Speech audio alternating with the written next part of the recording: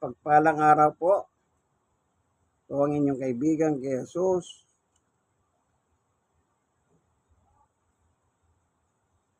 In Christ alone.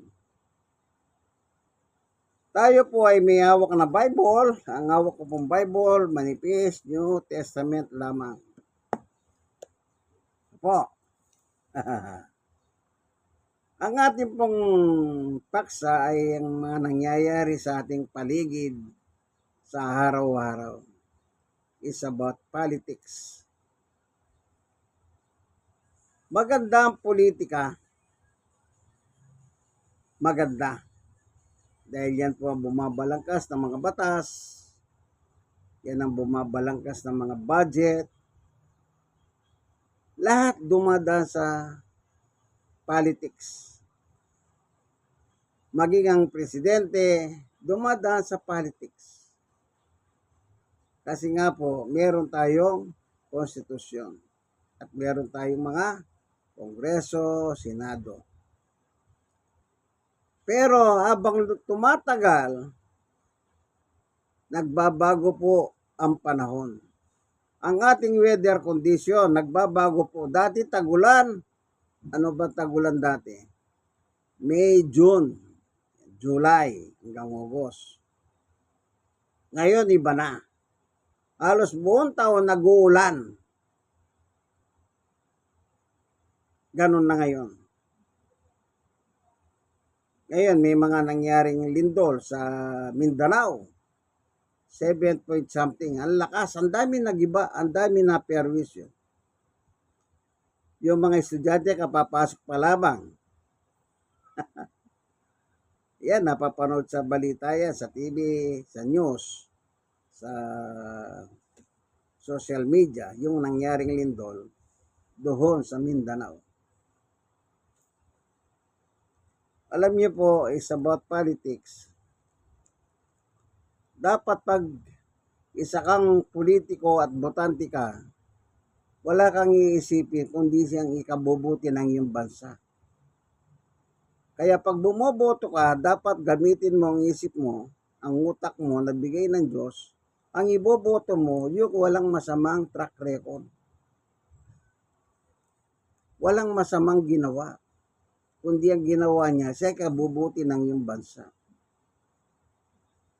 Pero, nagiging masama na po ang mga politikos ngayon dahil po sa pera. Iba kasing magpagalaw ang pera. Sabi nga sa Biblia, you cannot serve two master. Sabi ni Jesus. Ano yung unang master? Pera. Ano yung ikalawa? Panginoon Diyos. Hindi ka pwedeng maglingkod sa dalawang Panginoon, sabi ni Jesus. Yung isa, pera. Yung isa, Diyos. Pero nangyayari ngayon, nakikita yung mga politiko nagsisimba pa. Pero sino ang kanilang dinodiyos? Pera. Halos karamihan ng politiko ngayon sa Senado at Kongreso ay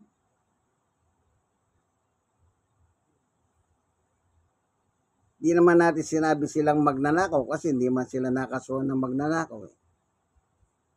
Ano pwede natin itawag doon? Halimbawa, flood control project. Ang sabi ng DPWH sa mga district engineer, nagbigay kami ng 25% sa mga proponent. Pag sinabi pong proponent, congressman, congresswoman, senador, babae, lalaki.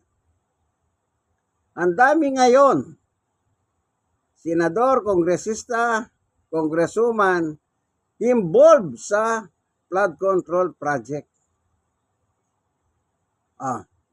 Anong tawag nyo po doon sa, halimbawa, binigyan ka ng 25%, binigay sa iyo. Di naman sinabi ninakaw kasi hindi naman niya ninakaw yon. Binigay nga sa kanya. Bahala na kayong mag-isip kung anong tawag niyo doon. Itong mga nabanggit na mga involved, isa lang ang kanilang bukang bibig. Wala kaming kinalaman dyan.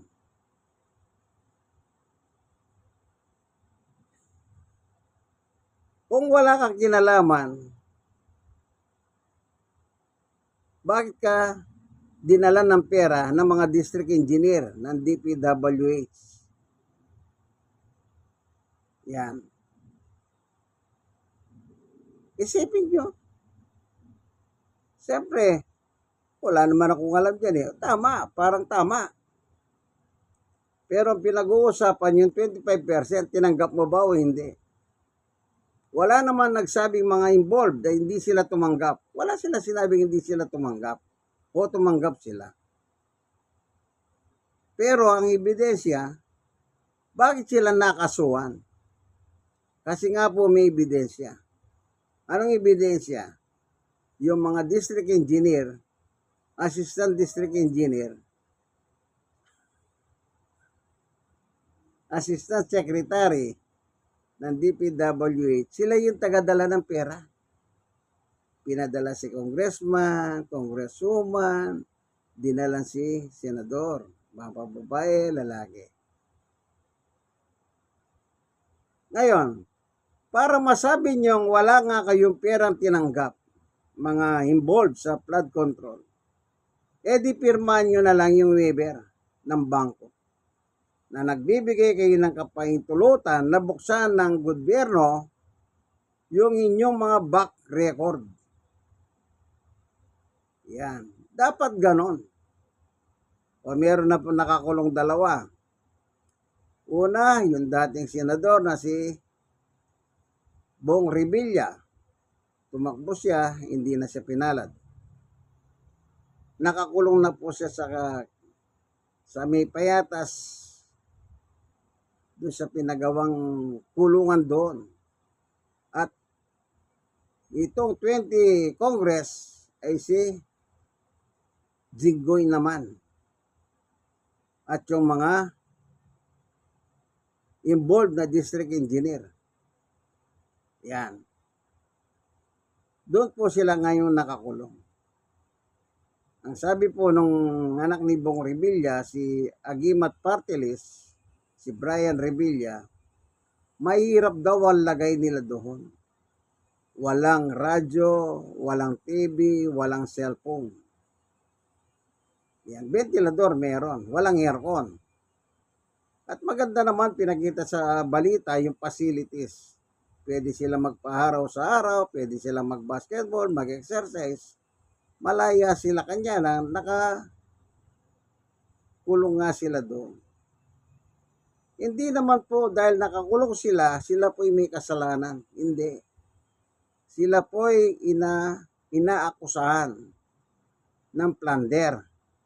Kaya sila naroon, meron silang warrant of arrest. Pag meron ka palang warrant of arrest, para kapag may hearing, aattend ka. Kasi kung at large ka, magtatago ka, kagaya ni Bato, nagtatago, hindi ka makaka-attend sa hearing. Yun pala yung purpose ng warrant of arrest. Hindi ka pa criminal kasi hindi ka pa naman nababasahan eh. Mag-i-hearing lang kayo. Doon mo ngayon sasabihin kung wala kang kinalaman or meron kang kinalaman. Didipesa mo ngayon ang sarili mo. Yan po ang kalakaran ng politika dahil po sa pera. Maraming pera. Ang sabi nila, mahirap daw ang Pilipinas. Kaya nagpapalimos tayo sa ibang bansa kada merong nangyayaring mga kalamidad sa ating bansa. Naalala niyo po ba? Kagaya nung kay Pangulong Noynoy. Ang dami nagbigay ng mga pera noon ni Yolanda. Galing ng abroad, mga ibang bansa. Mga iba presidente rin o leader. Nagpadala po sila ng tulong. Ganyan kasi pagka may mga malalaking mga calamities. Pero yung sa panahon ni Bongbong Marcos, wala pa naman akong alam na nagpalimos siya sa ibang bansa. Nagsisikap na kung kaya naman, why not? Kaya sabi nila, mahirap daw. Pero ngayon, ang pinag-uusapan is money. Maletang pera.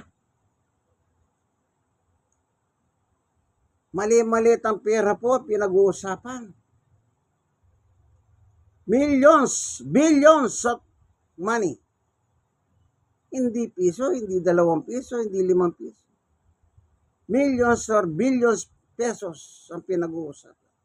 At pinakita po yan sa television. Nakakamada po yung mga perang tag-1,000. Ang dami. Sa Bulacan, nangyari yan. Ano yan? Ibibigay sa mga proponent. Yung mga kontraktor, nagbibigay sa mga district engineer. Pag ikaw ang nawardan. Kasi po, pag masipag kang magbigay sa mga engineer o district engineer, lagi kang may project. Lagi kang may project. At isang marami nakinabang na project ay walang iba kundi yung mag-asawang Diskaya. Ako nalulungkot ako sa mga Diskaya ito. Yung mag-asawang Diskaya. Sila po ay naniwala kay Senador Rodante Marcoleta. Naniwala sila sa kanya. Hindi sila naniwala sa gobyerno. Ngayon, nasan sila ngayon? Kaliwat kanan ang mga kaso nila. Ito, lately lang. Kinasuhan sila sa Bulacan. Isipin nyo, nakakulong sa Cebu. May kaso na naman sa Bulacan. May warrant of arrest na naman sa Bulacan. Kung nakinig lamang sana itong mag-asawang Diskaya sa gobyerno, di sana, baka, sapagkat yung mga district engineer na nagipagkasundo sa Department of Justice, yun, nakadebate niya na yun ni Marcoleta, yung justice. Ano bang pangalan nun? Yung abogado ng Department of Justice. Hindi umubra si Marcoleta ron Ang gusto kasi ni Marcoleta, bago magsoli ng Diskaya ng pera, gawin muna silang state witness. Ang sabi naman ng Department of Justice, hindi pwede yun. Kailangan magipagkasundo muna sila sa amin. Yan ang ginawa na lang ng ibang mga district engineer na nagsoli ng pera. May kaso sila, ang ginawa nila, nagsoli sila ng millions pera, ari-arian, kotse, everything. Ngayon sila high state witness ng gobyerno. In the long run, baka maabsuelto na silang tuluyan. Wala silang kaso. Yan. Si Marcoleta, ang pinipilit niyang pilit, hindi umubra. Kaya kawawa ang mag-asawang Diskaya. Sino si Marcoleta? Si Rodante Marcoleta. Siya po yung dog sa Iglesia ni Cristo na itinayo ni Yumaong Felix Manalo Isagon na Antikristo at kampo ni Satanas. Bakit ko nasabing Isagon si Manalo? Ang totoong pangalan talaga ni Felix Manalo ay Felix Manalo Isagon. Isagon po ang apelyido niya.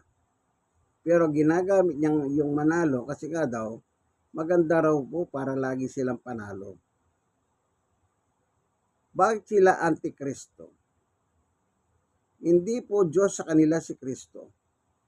Si Kristo po ay gaya lang natin na tao na nilalang ng Diyos.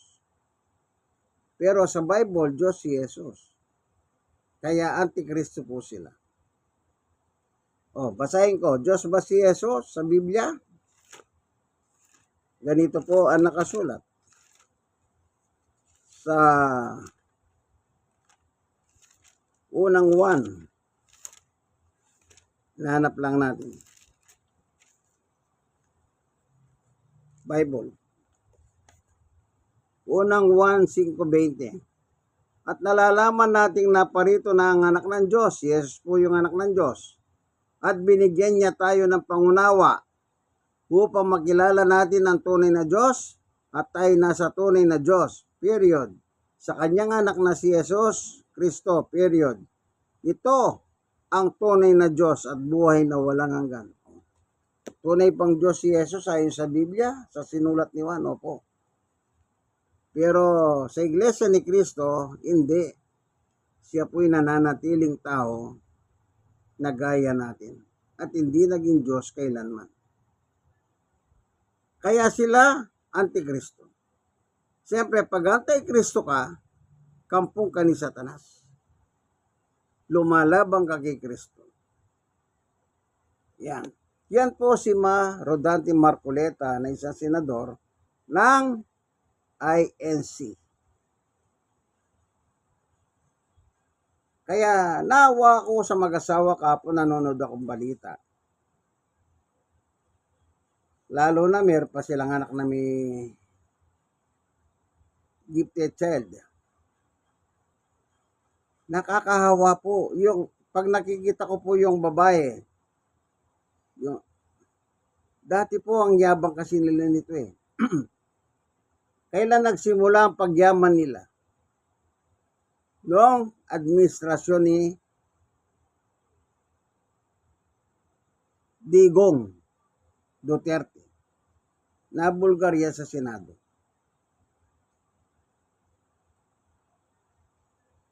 Parang bombang sumabog. Doon sila nagsimulang tumamal ng pera. Ang ginawa ni Diskaya, nagtayo siya ng siyam na pangalan ng kontraktor. Nagtayo sila ng insurance company na yung asawa ni Rodante Marcoleta nagtatrabaho doon sa insurance company na itinatag ng mag-asawang Diskaya. Kasi pagka contractor ka, kailangan mo yung insurance. Pera. Sa madalit salita, kumamal sila ng pera. Yumaman. Kaya nung tatakbo siya ng mayor ng Pasig, nag-entrada si Antimano, interview si Corina at saka si Julius. Pinakita ang yaman nila. Pero yun, natalo sila kay Vico Soto ng Pasig. At binulgar pa ni Mayor Vico ang mga yan. Ngayon, nasa ganito silang kalagayan. Kaya kung nagtiwala lang sana sila sa gobyerno, itong mag-asawang Diskaya, kung nagtapat lang sila, nakakulong sa Senado ngayon yung lalaki.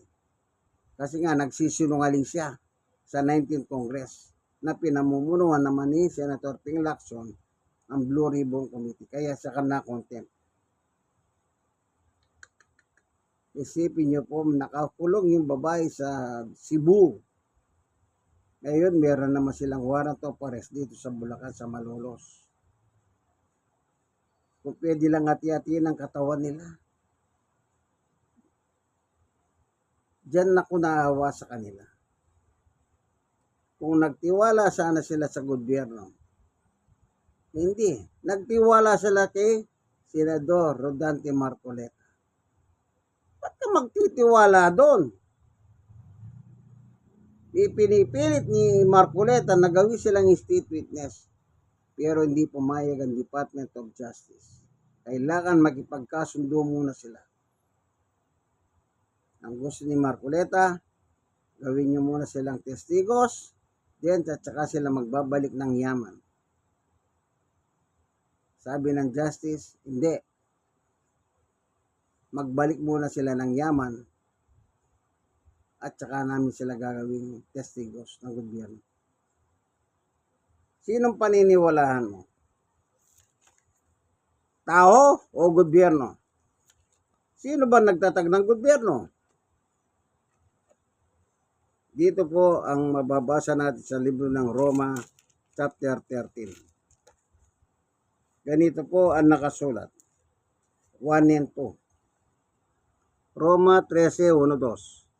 ang bawat tayo pasakop sa mga pinuno ng pamahalaan, sapagkat walang pamahalaan hindi mula sa Diyos, at ang mga pamahalaan umiiral ay tinatag ng Diyos. Dos, kaya nga ang lumalaban sa pamahalaan ay lumalaban sa initinakda ng Diyos at lalapatan ng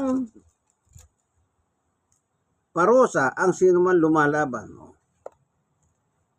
Dahil lumalaban sila sa gobyerno, ang mag-asawang Diskaya, natitikman na nila ang lapat ng parusa ng gobyerno. Nakakulong sila.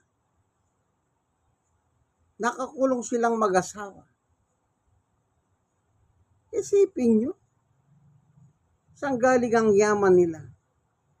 Nagtayo siya ng siyam na kontraktor ng kumpanya na siya lang din ang nagpapatakbo.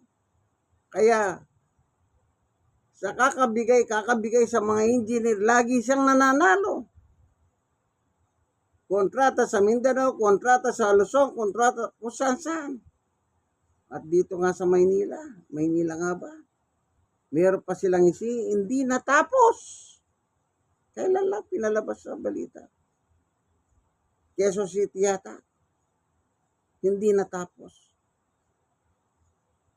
Isipin nyo ha. Kasi naniwala sila kay Rodante, Marcoleta. Kung sa gobyerno sila naniwala sa Department of Justice, di sana. Yung mga district engineer, nagsoli sila ngayon, Hindi na sila kasama sa mga kaso. Testigos na sila ng gobyerno. Hindi naman kukunin ng gobyerno ang lahat. Sabi nga ng Department of Justice, magsoli man na sila kahit konti lang. Konti lang, hindi sinabi ng Department of Justice na kay Marcoleta nung nagtalo sila sa Senado. Kahit magsoli lang sila ng konti. Konti. Bakit? Kung nakakulimbat ka ng 100, isosoli mo ba lahat yun? Natural, nagastos mo na yung iba ron. Kahit magsoli ka, kahit na konti lang. Kaya yan ang ginawa ng mga district engineer. Nakipagkasundo sila sa gobyerno ni Bongbong Marcos, ni Pangulong Bongbong Marcos. Sino nagtatag ng gobyerno? Ang Diyos. Sino lumalaban sa Diyos? Parurusahan ng Diyos sa pamamagitan ng gobyerno na kanyang itinatag. Kung di kayo magsosoli, di pagtitiisan yung umimas kayo ng bakal. Ito pong inyong kaibigan kay Jesus. Magtiwala kayo sa Diyos. Huwag kayo magtiwala sa tao. Hindi Diyos ang tao. Kahit nasabihin nyo pang malaking reliyon yan. Kada kung bumoto yung black voting kung tawagin, huwag kayong maniwala. Sa Diyos pa rin kayo magtiwala, kaibigan. Itong inyong kaibigan kay Jesus, Brother Manny Bautista. Wala tayong political color dito ha. Huwag kayong magagalit. Gumagamit tayo ng Biblia at kinukwento natin yung napapanood natin sa social media. God bless us all. Lagi po kayong manalangin. Bye.